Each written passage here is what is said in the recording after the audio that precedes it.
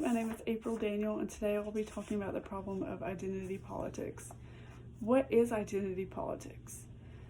Identity politics is a political approach and analysis based on people prioritizing the concerns most relevant to their particular racial, religious, ethnic, sexual, social, cultural, or other identity, and forming exclusive political alliances with others of this group, instead of engaging in more traditional, broad-based party politics.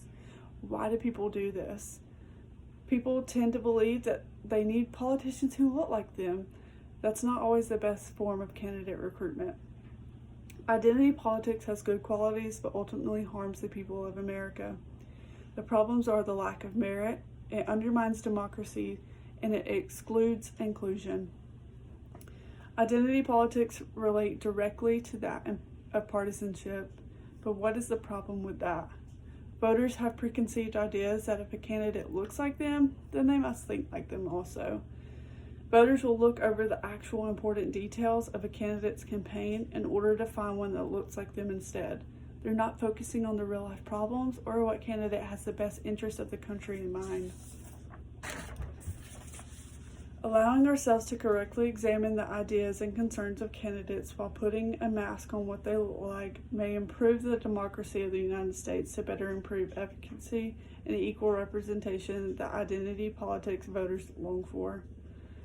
More and more women are shifting into the Democratic Party in order to be represented under more women candidates, not because of what they stand for, but for what they look like. While middle-aged white men still sit under the Republican Party because that's what the Republican Party looks like. Identity politics is a way in which voters draw near to political candidates who in some way relate directly to them. This form of recruitment is a problem for the future of politics because of the lack of merit from those particular candidates. Those who are less represented tend to draw near to the idea of identity politics, hoping to gain representation in the world of politics. The question we have to ask ourselves, does one's underrepresentation call for just anyone to represent them? Voters are then presented with candidates who lack education and knowledge are more than likely to fail. During the presidency of Barack Obama, Republicans lost grip of power, and in 2016 they were ready to gain it back. So with Donald Trump, they went for it. They wanted someone that represented them as Republicans, but did not really care about the ideas that he had in mind for America.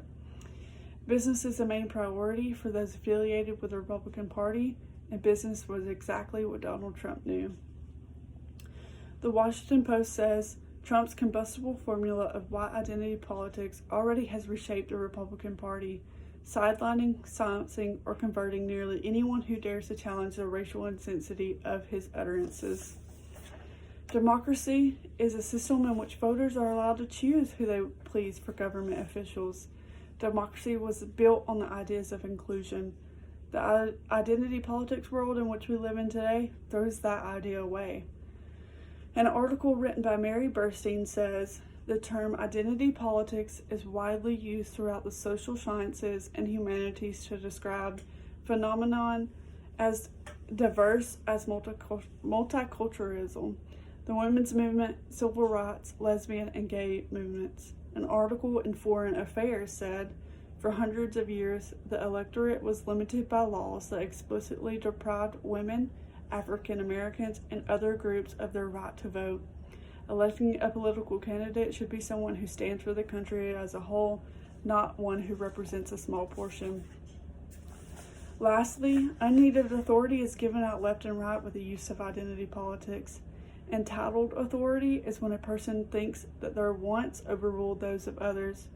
Thinking this way enables voters to look only at what they see as beneficial instead of thinking about what the country needs. A student writer for the Harvard Crimson wrote, admitting that our beliefs were wrong would mean essentially yielding our identity, and nobody was willing to give that up. Authority is not to be handed out freely, but rather spread among everyone. Problems that arise from identity politics that we talked about are the lack of merit. It undermines democracy and excludes inclusion. Identity politics should be ridded from the political game of the United States in order for equal representation to someday take its stance. Thank you.